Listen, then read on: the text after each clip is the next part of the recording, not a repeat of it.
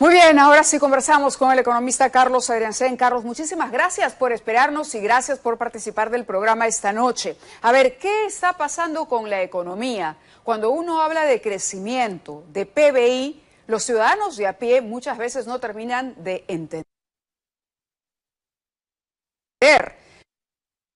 Pero ¿qué es lo que ocurre? ¿Qué es lo que se proyecta para los próximos meses, por lo menos?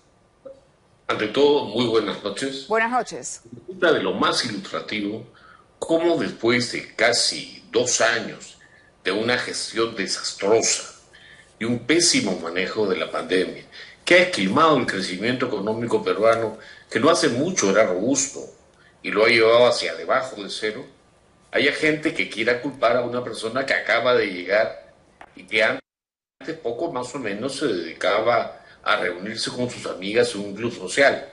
Por amor de Dios, la señora Boluarte tiene la responsabilidad de guiar el país de aquí en adelante, pero la recesión en la que hoy día vivimos tiene un responsable, o al menos un grupo de responsables.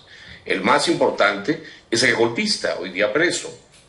Con pésima política económica, derrumbó lo que quedaba de crecimiento post-pandemia. También tiene méritos Sagasti y Vizcarra con sus políticas económicas. Ellos con tesón, con una sucesión de errores de política económica, nos han llevado a esta recesión. ¿Qué es recesión? Entonces, hay que reconocer los méritos de los autores.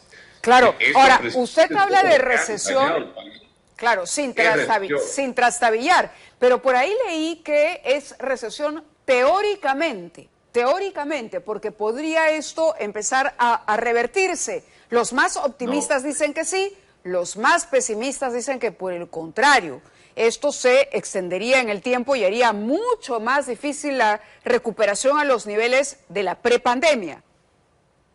Los sentimientos me los guardo para las relaciones con personas. Okay. Pero estamos hablando de economía.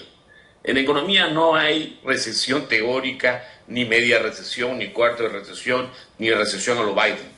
Una recesión implica un cuadro de contracción de la actividad económica. Hay varias definiciones aceptadas y serias. Una es la keynesiana, que es cuando cae la inversión asociada a nuevos negocios, la inversión neta. Otra es la más popular, cuando cae el producto anualizado en términos anuales o cuando se dan 2 trimestres consecutivos. Ajá. Con las cifras que se han hecho públicas hoy día, evidentemente estamos en recesión, sobre todo si tomamos en cuenta que a esa estadística que está por debajo de cero hay que añadirle con signo negativo el efecto del crecimiento poblacional, que más o menos es 1.5, 1.6. Estamos en recesión y lo que es peor, Mávila, estamos derrumbándonos. Vamos de 7 o de 6 a -1, -2. Y esa tendencia es complicada de revertir. ¿Qué habría que hacer para revertirla? Por lo menos, ¿qué medidas de shock se podrían aplicar en este momento, Carlos, si es que se puede? Lo más importante en este momento es que la señora Boluarte ha llegado con un bono. El bono es sustituir a un presidente golpista que daba una sensación de desconfianza en la economía con su constitución chavista bajo el brazo, y eso nada más le va a generar posiblemente una recesión efímera. Esto, a menos que la señora Boluarte siga el sendero de Pedro Castillo. Es decir, el conjunto de políticas económicas cerradas, que en español sencillo para el televidente dice, el burócrata lo hace todo. O sea, te aumento los impuestos, te aumento la participación estatal en todos los ámbitos de la economía, que es lo que hemos visto. Incluso se ha destruido algo que Perú trabajó por muchos años, una burocracia técnica basada en capacidades que se ha sustituido por gente que perfectamente podría jugar fútbol, perseguir mariposas, pero no estaba capacitada ni tenía trayectoria para servir en el sector público peruano. Sí, si me permite, quisiéramos escuchar al ministro de Economía, que desde el lado del optimismo se ha pronunciado con relación a las cifras que hemos conocido el día de hoy. Vamos a escuchar al ministro de Economía y volvemos con Carlos Adriancén. Alex Contreras. Y la pregunta es, ¿nos vamos a recuperar? Por supuesto. que nos vamos a recuperar. En junio ya nuevamente la economía va a volver a estar en positivo. Estos son nuestras, mayo es dato cerrado, junio es una estimación. Esperamos una contracción por el impacto de pesca y agricultura, y en julio nuevamente la economía retoma la senda de crecimiento. Un anuncio muy alentador. ¿Está de acuerdo usted con el ministro? Por lo que escuchamos antes, no tanto, nos parece. ¿Por qué no es posible que se cumpla esta proyección de acuerdo a usted? En primer lugar, Mabel, no vas a conocer a ningún ministro de Economía que eche mala vibra. Ajá. Podemos estar incendiándonos, pero el ministro tiene que echar buena vibra. El señor Contreras hace lo correcto. También puede tener algo de razón en el sentido que, deshaciéndonos de Castillo, la señora Boluarte tiene el bono de esta sensación de alguna predictibilidad que tenemos en este momento, y que obviamente quien quiere una batahola va a decir, no, todo está perdido, es una... No. El mérito de la tremenda caída de la economía peruana lo tienen los errores de gobierno pre-Castillo. La señora acaba de llegar y el señor Contreras ojalá tenga algún grado de ajuste con la realidad, pero pelea con un gigante mucho más grande que lo que puede hacer hoy día el MEF. Una inercia de desinflado de la economía tremendo. ¿Qué viene para el futuro? Me pregunto por los ciudadanos de a pie. ¿Qué va a ocurrir? El empleo, por ejemplo, el empleo de mayor calidad podría empezar a escasear. La inflación, que viene bajando, de acuerdo por lo menos a lo que conocemos, podría empeorar.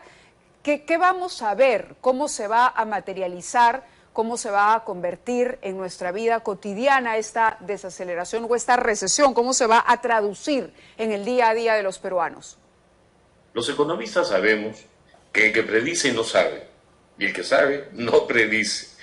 Los bonos, el bono político de sustituir a Castillo le puede jugar a favor a la señora Boluarte. Quien puede jugar en contra de Boluarte no solamente es una oposición que quiere llegar a unas elecciones mañana desde el Congreso, sino también los errores que aplique ella misma. Por ejemplo, la elevación del salario mínimo o remuneración mínima vital es una política muy popular, pero muy errada. Encarece un puesto formal para los más pobres. Si su productividad, la productividad de Juan, es 1.000 soles y alguien pone un salario mínimo de 1.500, qué cosa tan bonita, aumentar el salario, Juan se queda sin empleo formal. No depende de ello. Lo que puede hacer la señora Boluarte y su gobierno es fundamentalmente diferenciarse de lo anterior, no caer en constituciones chavistas y dejar de trabar la inversión. Es mucho más importante asegurar orden público. Mávila, el bien público por excelencia, la razón de existencia del Estado, es asegurarle a una señora que viaja de Huancabamba a Lima que no la van a asaltar, maltratar, vejar y hasta violar en medio de las protestas. En el Perú tiene que haber orden para el pueblo y para los que trabajan. De acuerdo. Muchísimas gracias, Carlos, por esta explicación en sencillo, sobre todo acerca de lo que nos está ocurriendo económicamente hablando, después de haber sido un país, además, reconociendo que estamos creciendo poco, pero que no es el crecimiento que podríamos tener. Eso es lo que más rabia y más frustración podría generar. Es decir, no es que los factores externos provocan esto, no. Es que con las condiciones para crecer de pronto 3, digo yo, sin saber mucho, o más, vamos a llegar a las justas a sobrepasar 1, de acuerdo por lo menos a las últimas proyecciones que se han hecho. Muchísimas gracias nuevamente, Carlos. Un placer conversar con usted. Detalle, tenemos otro bono, Ávila. Los vecinos se espantan. Si ese gobierno da un pasito en la dirección correcta, ese pasito va a impulsarnos bárbaramente. Nos ayuda lo tontos que son los hacedores de política económica en el vecindario. De acuerdo. Enhorabuena a eso. Y ojalá el gobierno pueda captar esas señales que acaba usted de mostrarnos. Muy amable. Buenas noches. Vamos a la pausa y regresamos.